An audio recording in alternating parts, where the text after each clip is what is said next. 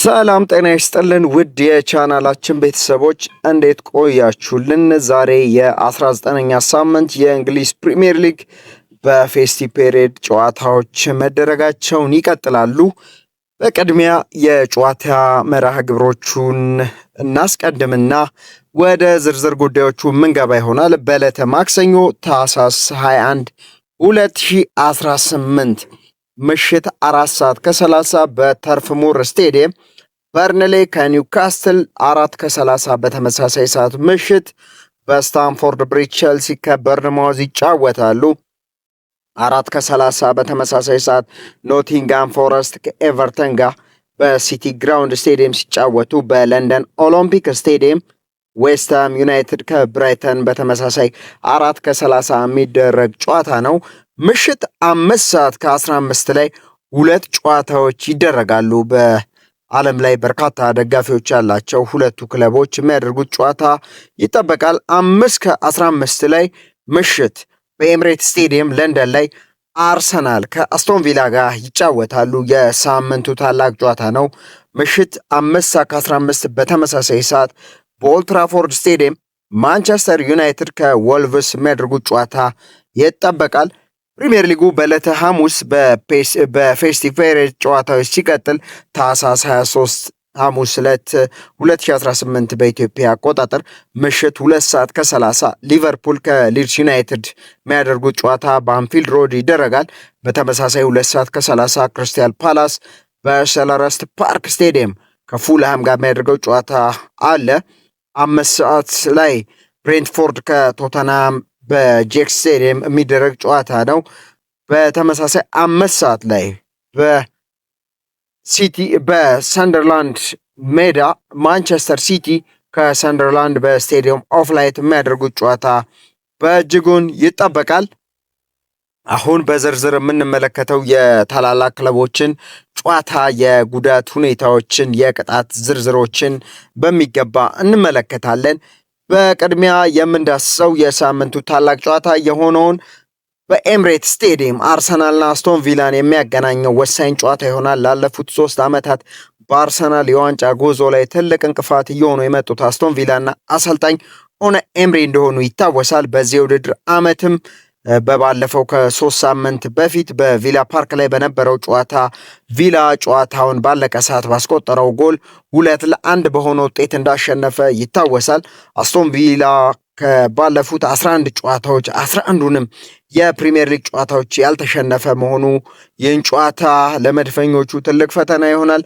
አርሰናል ከቅርብ ሳምንታት ወደዚህ የቡድኑ እንቅስቃሴ ደካማ መሆኑ አሳሳቢ ነገር ሲሆን፣ ለመድፈኞቹ ትልቁ ጉዳይ የቡድኑ የጀርባ አጥንት ጋብርኤል ማጋላይሽ ቢጋቢ ከጉዳት መመለሱ የቡድኑን ጥንካሬና መነሳሳትን የሚጨምር ይሆናል። በሁለቱ ክለቦች መካከል ያለው የነጥብ ልዩነት 3 ብቻ መሆኑ በደረጃ 1 እና በደረጃ 3 ላይ መቀመጣቸው ይህ ጨዋታ በእጅጉን ትልቅ ያደርገዋል። ይህን ጨዋታ በመሃል ዳኝነት የሚመሩት ዳረን ኢንግላንድ ሲሆኑ በቫር በኩል ዣረድ ጊሌት ይሆናሉ። በሁለቱ ክለቦች በቅጣትና በጉዳት ምክንያት የማይኖሩ ተጫዋቾችን ስንመለከት በአርሰናል በኩል ካይ ሃቨርትዝ የመሰለፍ ዕድሉ 50-50 ነው። ከጉዳቱ ሙሉ በሙሉ አገግሟል። ምናልባት ተቀያሪ ወንበር ላይ ሊቀመጥ ይችላል። ክርስቲያን ሞስኬራ እና ቤን ዋይት ማክስ ዳውማንን ጨምሮ በጨዋታው ላይ በጉዳት ምክንያት የማይኖሩ ተጫዋቾች ናቸው። ለአርሰናል ግን ትልቁ ዜና የጋብርኤል ማጋላይሽ ዛሬ በቋሚነት የሚጀምር መሆኑ ትልቅ ደስታን የሚፈጥር የሚያጭር ሆኗል። በቪላ በኩል ማቲካሽ እና ቦባካር ካማራ በተከታታይ የ5 ቢጫ ካርድ ቅጣት ምክንያት የማይሰለፉ ሲሆን በጉዳት ታይሮ ሚንግስ፣ ፓው ቶሬስ እና ሮዝ ባርክሌይ ጨዋታው የሚያመልጣቸው ተጫዋቾች ሲሆኑ አይቮሪ ኮስታዊ ኢቫን ጉሳንድ በአፍሪካ ዋንጫ ምክንያት ለአስቶን ቪላ ግልጋሎት የማይሰጥና በጨዋታው የማይሰለፍ ተጫዋች ይሆናል። አርሰናል ይህን ጨዋታ ለማሸነፍ በእጅጉን ትልቅ ፈተና ይጠብቃቸዋል። አስቶን ቪላም የዋንጫ ፉክክር ውስጥ ያለ ቡድን እንደሆነ ይታወቃል። ለአርሰናል በባለፉት 3 ዓመታት ምን ያህል ትልቅ ፈተና እንደሆነ ይታወቃል። ይህ ጨዋታ ዛሬ ምሽት 5:15 ላይ በኤምሬትስ ስቴዲየም ይደረጋል።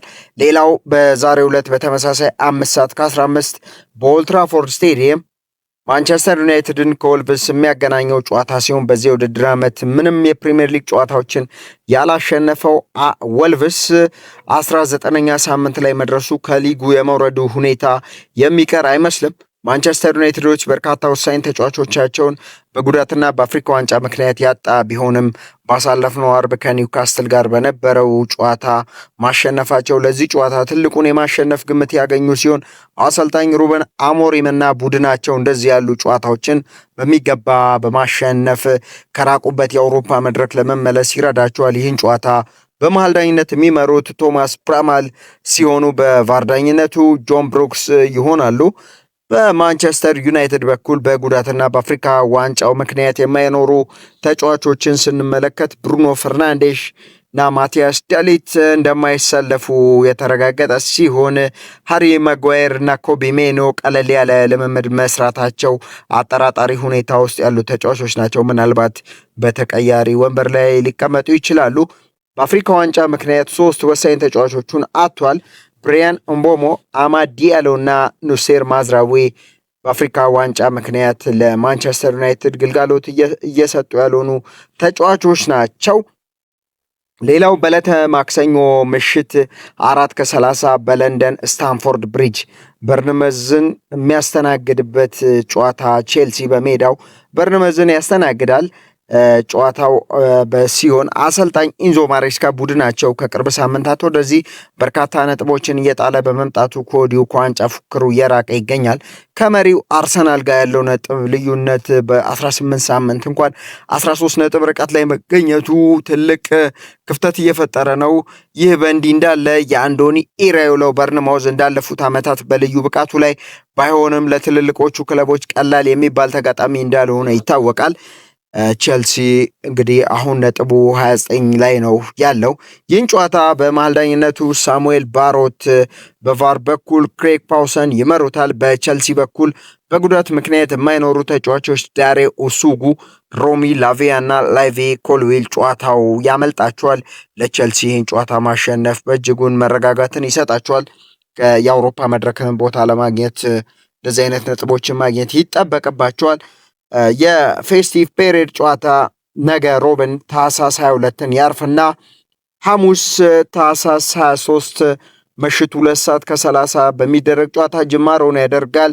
በአንፊልድ ሮድ ሊቨርፑል ከሊድስ ዩናይትድ የሚያገናኘው ጨዋታ ሲሆን ሊድስ ዩናይትዶች ከቅርብ ሳምንታት ወደዚህ በጥሩ መሻሻል ከወራጅ ቀጠናው በፍጥነት መውጣት ሲችሉ፣ ሊቨርፑልም ከገጠመው አስከፊ የውጤት ቀውስ ቶሎ በመሻሻል ከባለፉት 5 ጨዋታዎች 4ቱን በማሸነፍ የተሻሉ ሲሆን ይህን ጨዋታ ብርቱ ፉክክር እንደሚኖረው ከወዲሁ ተጠባቂ አድርጎታል። ሊድስና ሊቨርፑል በባለፈው የመጀመሪያው ዙር ጨዋታቸው 3-3 እንደተለያዩ ማስታወስ ይቻላል። ከዛ ጨዋታ በኋላ ሊድሶች በጥሩ መነቃቃት ከወራጅ ቀጠናው እንደወጡ ይታወሳል። በቫር ዳኝነቱ ይህን ጨዋታ የሚመሩት ዳረን ኢንግላንድ ሲሆኑ በመሃል ዳኝነቱ ክሪስ ካቫና ተሰይመዋል። በሊቨርፑል በኩል ኮከባቸው ሙሐመድ ሳላ በአፍሪካ ዋንጫው ምክንያት የማይኖር ይሆናል። በጉዳት የማይሰለፉ ተጫዋቾች አሌክዛንደር አብርሃም ይስሐቅ፣ ዋታሮ ኢንዱ፣ ዲየጎ ሊዮኒ እና ስቴቨን ባጄስቲ በጨዋታው በጉዳት ምክንያት የማይኖሩ ተጫዋቾች ናቸው። ለሊቨርፑል ጥሩ ዜናው ሃንጋሪያ የመሃል ሜዳው ሞተር ዶሚኒክ ሳቦዝ ላይ የቢጫ ካርድ ቅጣቱን ጨርሶ በጨዋታው ላይ የሚሰለፍ ይሆናል። ሌላው በዕለተ ሐሙስ በተመሳሳይ የሚደረጉ ጨዋታዎች አሉ። ምሽት 5 ሰዓት ላይ በኢታድ ስቴዲየም ማንቸስተር ሲቲ ከሰንደርላንድ ሲጫወቱ በስቴዲየም ኦፍ ላይት የሚደረግ ጨዋታ ነው። በስቴዲየም ኦፍ ላይት ማንቸስተር ሲቲ ከሰንደርላንድ ጋር የሚያደርጉት ጨዋታ በእጅጉን ይጠበቃል። ሲቲዎች የባለፉትን ጨዋታዎች እያሸነፉ መምጣታቸው ለሊጉ መሪ አርሰናል ላይ ትልቅ ጫናን እየፈጠሩበት ይገኛል። ከአርሰናል በሁለት ነጥብ ብቻ አንሰው መገኘታቸው እያንዳንዱ ጨዋታ ለማሸነፍ በልዩ ትኩረት ወደ ሜዳ የሚገቡ ሲሆን በአንጻሩ በአሰልጣኝ ሊብሪስ የሚመሩት የዘንድሮ የሊጉ ክስተት ሰንደርላንድ በርካታ ወሳኝ ተጫዋቾቻቸውን በአፍሪካ ዋንጫ ምክንያት ቢያጡም ቀላል ተጋጣሚ እንደማይሆኑ ይታወቃል። ይህን ጨዋታ በመሃል ዳኝነቱ ዣረድ ጊሌት ሲመሩ፣ በቫር በኩል ፒተር ባንክስ ይመሩታል። በማንቸስተር ሲቲ በኩል ሪያን አይት ኑሪ እና ኦማር ማርሙሽ በአፍሪካ ዋንጫ ምክንያት የማይኖሩ ይሆናል። ማቴዮ ኮቫሲችን፣ ሮድሪ፣ ጀርሚ ዶኩ እና ጆን ስቶንስ በጉዳት ጨዋታው ላይ አይኖሩም። ይህን የታላላቆቹን ክለቦች ጨዋታ በዚህ መልክ ዳሰናል። የሊጉን የደረጃ ሰንጠረዥ ስንመለከት አርሰናል ነው አሁንም ካናት የተቀመጠው በ42 ነጥብ አንደኛ ደረጃ ላይ ሲቀመጥ፣ ማንቸስተር ሲቲ 2 ነጥቦችን ዝቅ ብሎ በ40 ነጥብ ሁለተኛ ደረጃ ላይ ተቀምጧል።